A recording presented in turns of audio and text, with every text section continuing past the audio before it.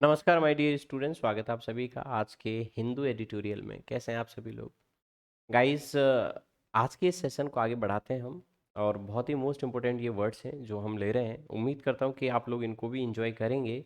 और गाइस, थोड़ा सा रिक्वेस्ट है कि वीडियो को लाइक कर जाया करो, क्योंकि थोड़ा सा ऐसा लगता है कि लाइक्स कम हो जाते हैं ना तो ऑटोमेटिक अंदर से आती है। बाकी और टीचर से भी पूछ के देखोगे तो वो भी आपको यही कहेंगे कि बच्चों का लाइक वाला सिस्टम बना रहता है तो प्यार बढ़ता रहता है।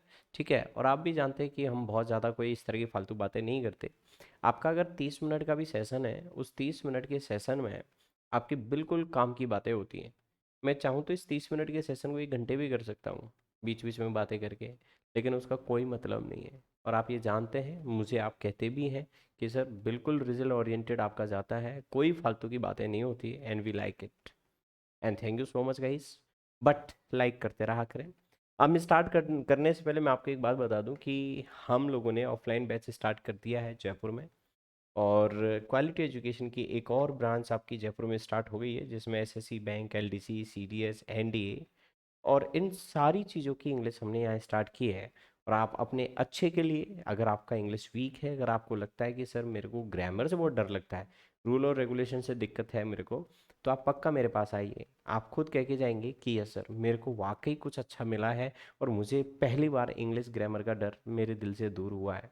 ठीक है, आइए और करते हैं साथ साथ ये जर्नी की शुरुआत।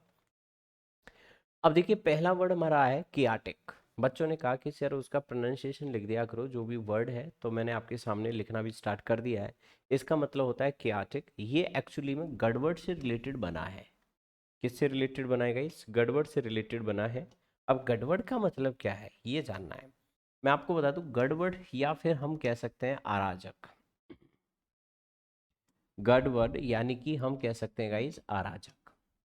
ये अराजक इंग्लिश मीडियम स्टूडेंट्स को तो समझ में नहीं आएगा, बट मैं आपको बता दूं कि जो डिसऑर्डर होता है या कोई भी चीज़ जो डिसऑर्गेनाइज्ड होती है, जिसमें गड़बड़ी हो जाती है, जो बिगड़ जाता है, जिसका सिस्टम जो धुरी पे नहीं रहा, जो प्रॉपर ऑर्गेनाइज्ड नहीं है, कहते हैं ना लैकिंग। आप कहते हैं ना कि जब किसी चीज़ में थोड़ी बहुत लैकिंग हो जाती है, या फिर जो ऑर्डर्स होते हैं उनमें अगर लैकिंग हो जाती है, ऑर्डर्स में, ऑर्गेनाइजेशन में, तो वो कियाटिक कहलाता है। डिसऑर्डर्ड हम कह सकते हैं, है डिसऑर्गेनाइज्ड हम कह सकते हैं। और जो सिस्टमाइज्ड है, जो सिस्टम के अकॉर्डिंग चल रहा है, जिसमें कोई गड़बड़ी नहीं है, उसको हम ऑर्डरली कहते हैं, कियाटिक, है ना। अब आप कैसे कहेंगे कि किया गाड़ी, किया गाड़ी मतलब किया गाड़ी जो है टिक टिक टिक टिक टिक टिक करने लगी है, तब से मुझे समझ आया है कि उसमें कोई गड़बड़ी आ गई है। तो किया जो गाड़ी है, किया गाड़ी आप जानते ही हैं, चल ही रही है, तो उसमें टिक टिक की आवाज़ सुन करके ना बड़ी, मतलब मुझे लग रहा है कि उसमें गड़बड़ी आ गई। Is that clear? और ऐसा होता है, जैसे हम कह सकते हैं कि कोई भी पॉलिटिकल सिचुएशन है कंट्री में, उसमें क्योटिक स्थिति आ गई। ठीक है, इट मीन्स हम कह सकते हैं द पॉलिटिकल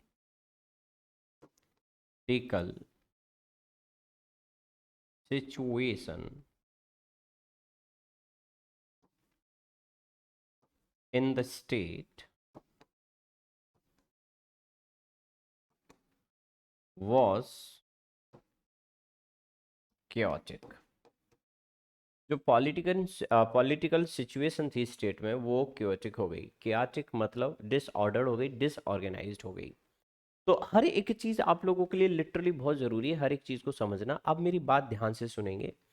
देखिए, क्याटिक बहुत इंपॉर्टेंट वर्ड है। We can say that chaotic is in a state of complete confusion and disorder. I can say that a chaotic jumbles of spools, tapes, and books can be said chaotic, disorderly, right? या फिर we can say that like disarray, right?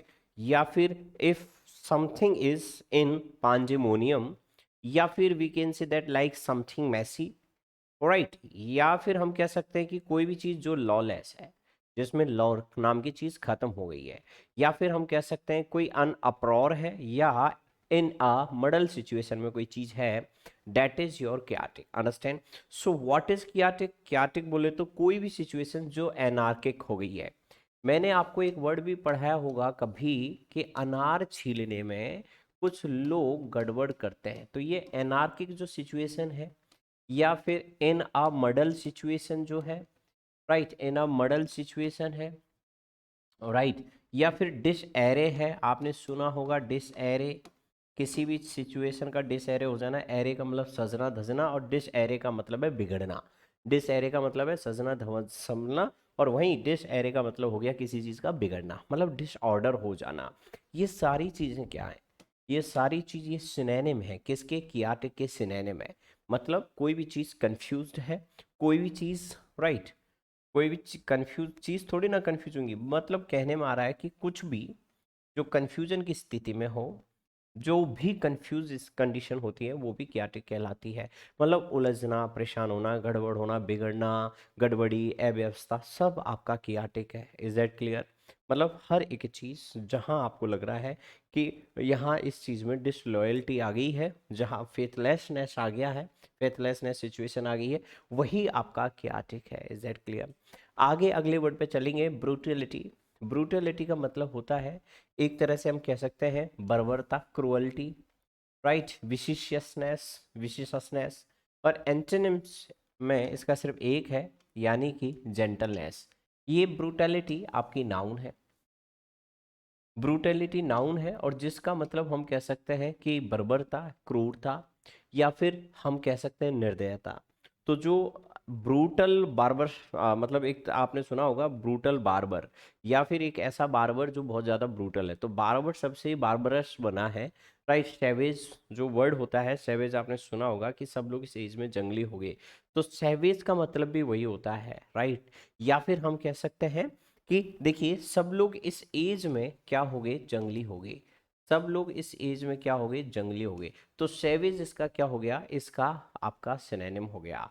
या फिर हम कह सकते हैं, right, domination, right, क्या कह सकते हैं, डोमिनेशन कह सकते हैं, क्रूअल्टी कह सकते हैं, या फिर हम कह सकते हैं गाइज हार्शनेस, क्या कह सकते हैं, हार्शनेस हम कह सकते हैं, कठोरता। हार्शनेस बोले तो जहाँ कठोर था, हर्ष नाम का लड़का जो है बड़ा कठोर है, तो हार्शनेस हम कह सकते हैं, हार्शनेस हम कह सकते हैं। Is that clear? या क्रुअल्टी तो आपका हो ही गया, कोई दिक्कत ही नहीं है, इसमें कोई प्रॉब्लम ही नहीं है। Is that clear? बहुत सारी चीज़ें ऐसी होती हैं जिनको समझना बड़ा ज़रूरी हो जाता है। तो ये ब्रूटलिटी जो होती है, ये सिविलियंस के जो अगेंस्ट होती है, राइट, इसको कोई भी आज के टाइम में जो है बर्दाश्त नहीं कर सकता है। Is that clear? यानी कि कह सकते हैं brutality against civilians should not be tolerated. आप कह सकते हैं brutality, brutality against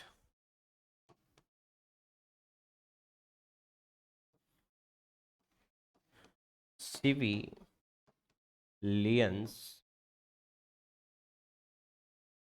should not be tolerated,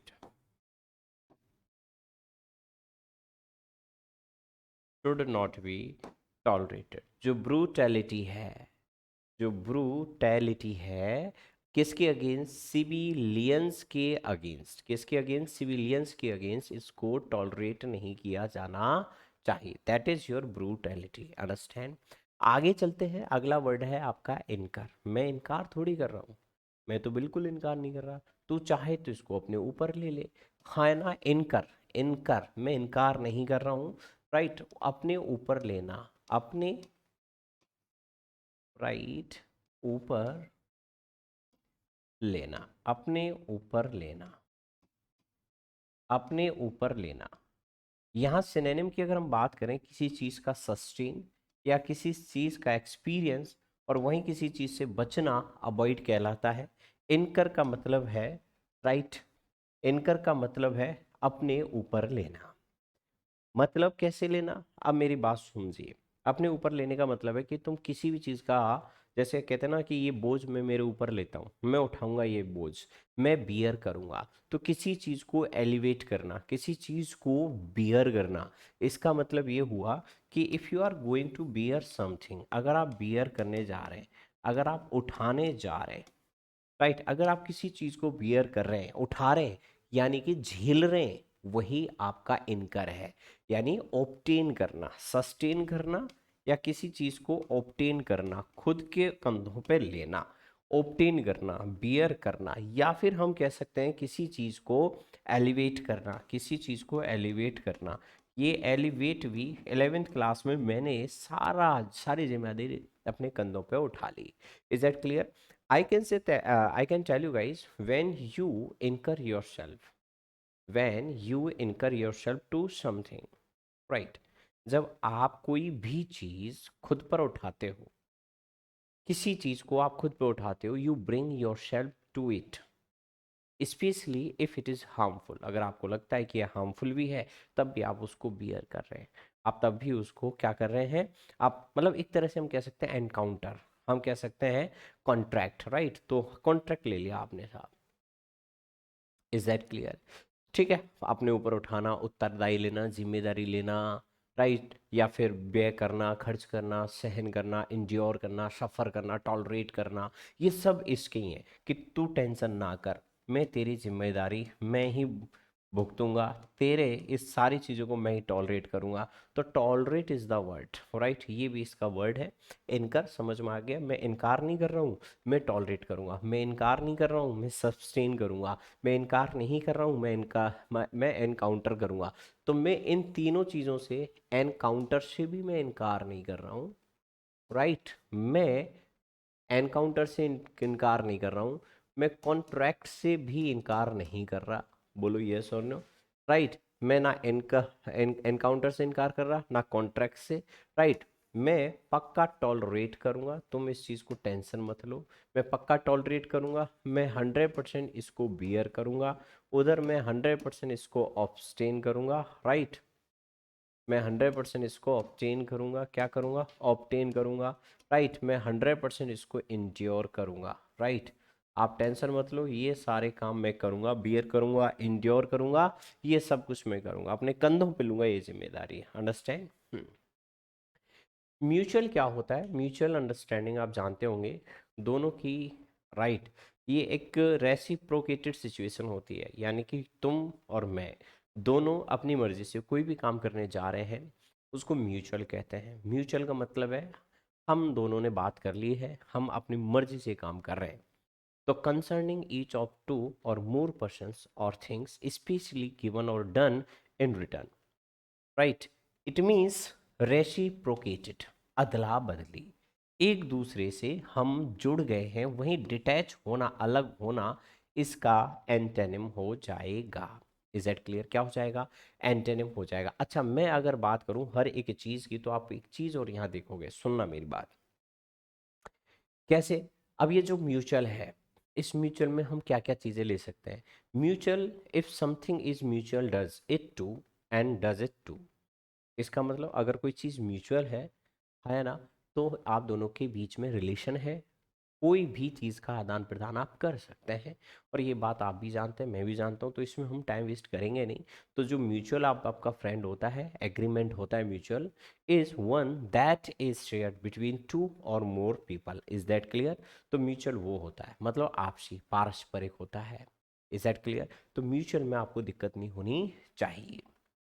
hostility का मतलब होता है bitterness, right, malevolence, hostility. Hostel के जो लड़के होते हैं, उनमें बड़ी ही शत्रुता होती है, बहुत ही बड़ी उनके बीच में शत्रुता होती है, दुश्मनी होती है।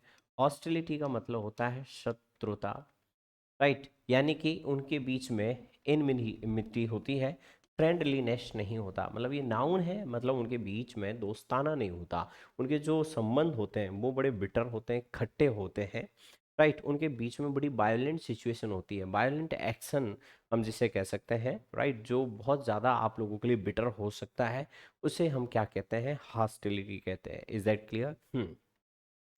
तो हम कह सकते हैं एक तरह से, बहुत सारे, जैसे there is hostility between you and me, आपके और मेरे बीच में शत्रुता है, राइट, तो हॉस्टिलिटी कह सकते हैं।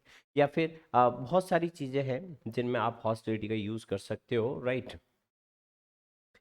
आगे चलते हैं, सॉरी, आगे क्या मैं आपको बता दूं इसमें क्या क्या चीज़ें हो सकती हैं, ये भी हमें पता होना चाहिए, इसमें हम कई सिनोनिम लेके चलेंगे, राइट। लेकिन उससे पहले मैं आपको बता दूं, हॉस्टिलिटी में विरोध भी होता है, वैर भावना भी होता है, विरोधाभास भी होता है, किसमें? हॉस्टिलिटी में। तो शत्रुता ही नहीं, इसमें वैर भी होता है, विरोधाभास भी होता है, वैर भी होता है, विरोधाभास भी होता है, ये सारी चीजें। अब ये तो हो गई हिंदी, विरोधाभास, वैर, ये सारी चीज़, ये जो आप देख रहे हैं ये आपकी क्या है, ये आपकी हिंदी हो गई। लेकिन वहीं अगर मैं इसकी सिनोनिम की बात करूँ तो बिटरनेस, मेल वॉलेंस आया ना, या फिर हम कह सकते हैं कि किसी चीज़ में ऑपोजिशन सिचुएशन आ गई है, राइट। एंटागोनिस्टिक मैंने आपको एक वर्ड बताया था, इनमिनिटी मैंने एक वर्ड बताया था कि इनमें इतनी, राइट, इंग्लिश वाले सर की, राइट, इन इंग्लिश वाले सर की बोले तो इति से शत्रुता हो गई, है ना। एंटागोनिज्म, आंटीगो, एंटागोनिज्म, आपके अगेंस्ट में जो लोग हैं वो आ रहे हैं, एंटागोनिज्म हो जाएगा। Is that clear? तो हॉस्टिलिटी, हॉस्टिलिटी आप कह सकते हैं कि एक तरह से एंटागोनिज्म, एंटागोनिस्ट वर्ड भी आपने सुना होगा, राइट, वो इसी का ही है, विरोध या फिर ऑपोजिट या प्रोटेस्ट, राइट, आप कह सकते हैं। आपकी अपोजिट में कोई चीज़ है ये आपके विरोध में है, ऑपोजिट हो, राइट, या फिर हम कह सकते हैं ऑपोजिट हो गया, विरोध हो गया, या फिर आपकी कोई चीज़ अगेंस्ट हो गई। आपकी कोई भी चीज़ क्या है, अगेंस्ट है। तो अगेंस्ट में अगर कोई चीज़ जा रही है, वह ओपोजिशन में जा रही है, तो वही चीज़ आपकी क्या है, हॉस्टिलिटी है, कि आपके जो फेवर में नहीं, जो आपके अगेंस्ट में है, वही आपके वैर भावी, वही आपके शत्रु होते हैं। बोलो ये सुनो।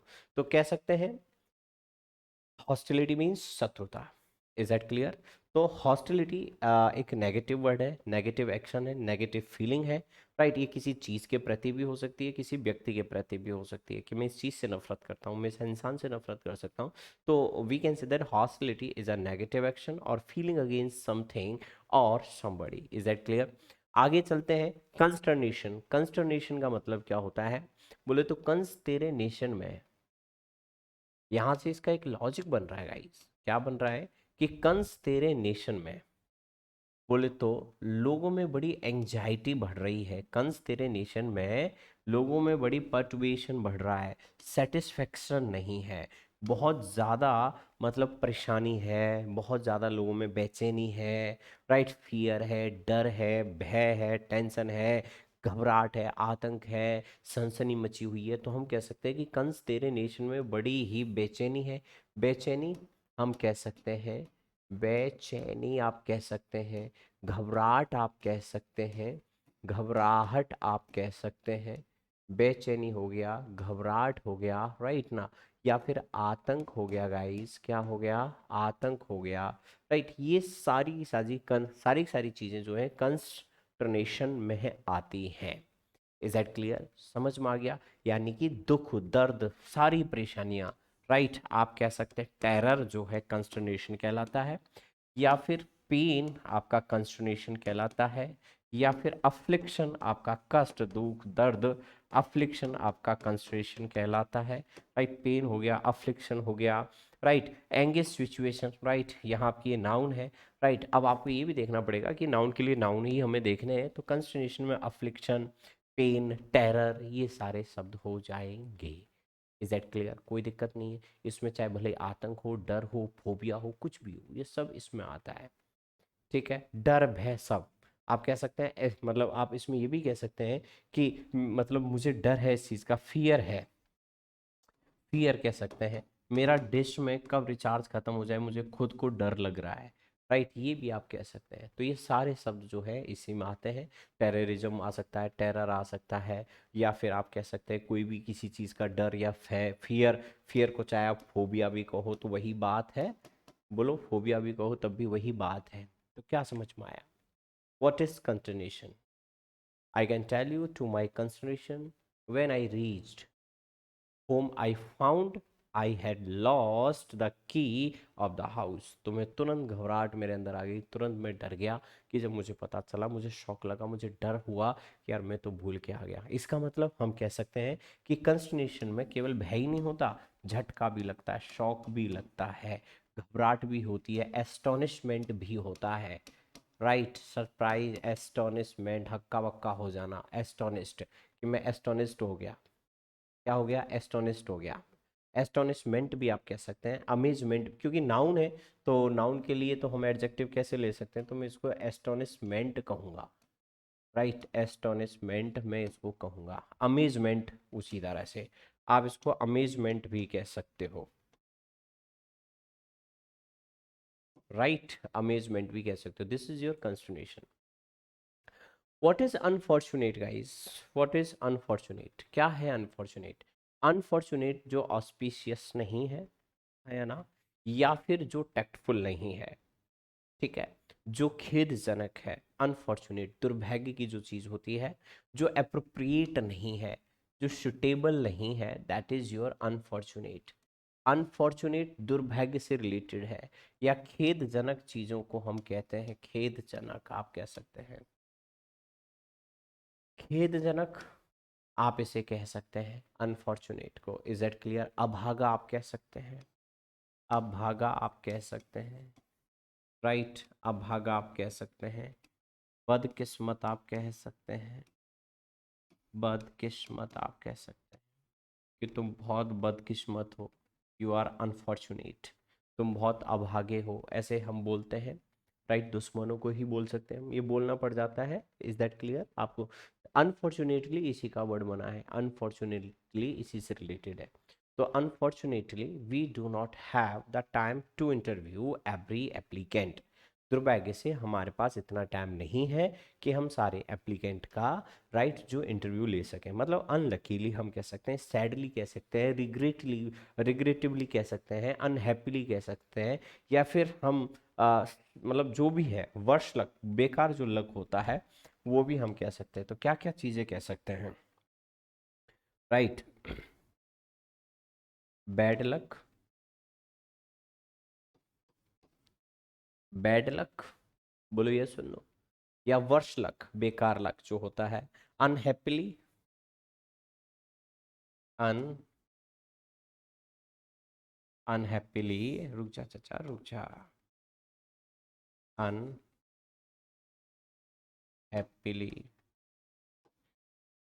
अनलकीली,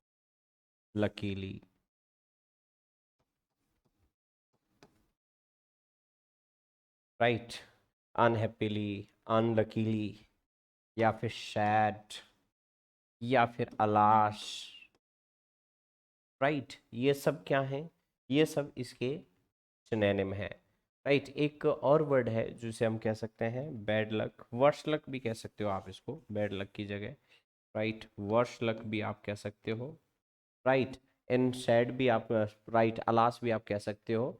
और आप कह सकते हो, एक और वर्ड मैंने अभी बताया था, तो आप कह सकते हो रिग्रेटिवली, रिग्रेटेबली,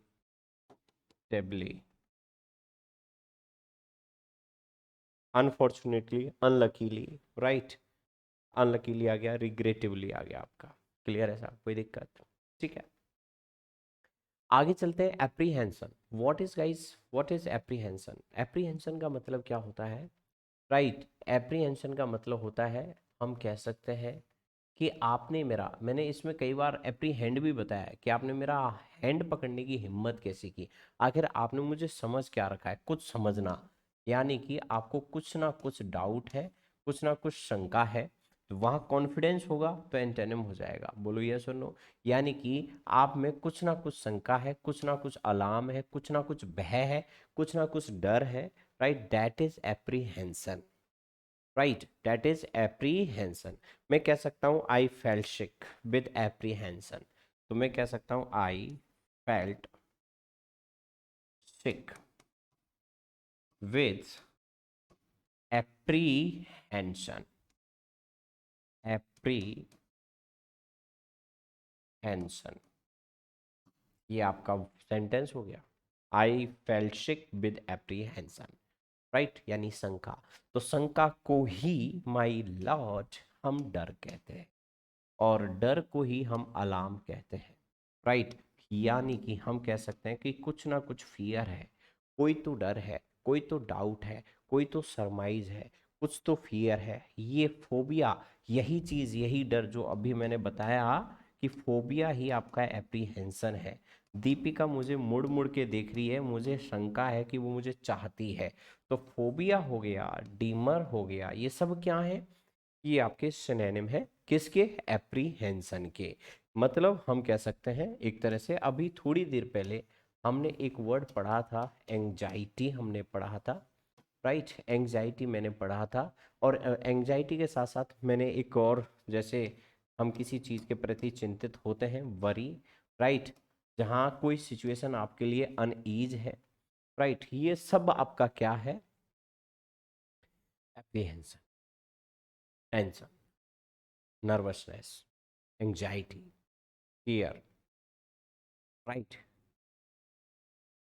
तो इस तरह के जो वर्ड्स होते हैं, ये कहीं ना कहीं आपको तरीके से पता होने चाहिए।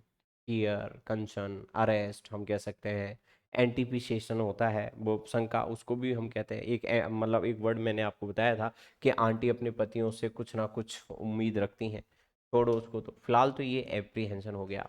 सेकेंडरी आप जानते हैं, राइट, जो सेकेंडरी है, लेसर है, राइट, लॉयर है।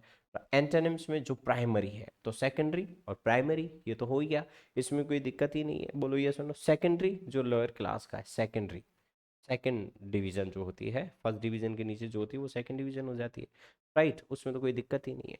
ठीक है, जो सेकेंडरी होता है ना, माध्यमिक जिसे हम कहते हैं, माध्यमिक सुना होगा आपने, सेकेंडरी, राइट, बस सबॉर्डिनेट होगा, या फिर लेस इंपॉर्टेंट जो है, जो माइनर है, राइट, वो सेकेंडरी आपका होता है।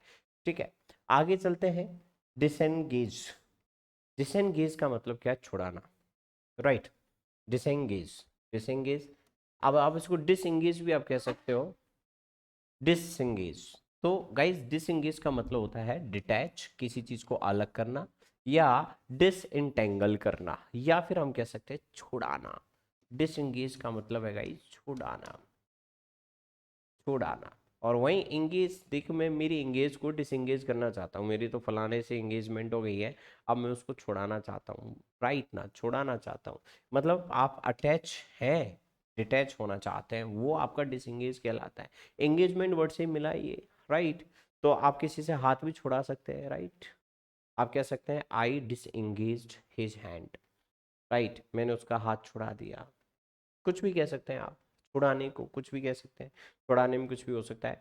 या फिर संपर्क तोड़ दिया आपने, आप किसी के साथ एसोसिएट थे, आप डिसएसोसिएट एसोसिएट हो गए, आप किसी चीज़ से पार्ट हो गए, अलग हो गए, सेपरेट कह सकते हैं आप, वही डिसंगेज है आपका, अलग करना, अनटाई करना, रिलीज करना।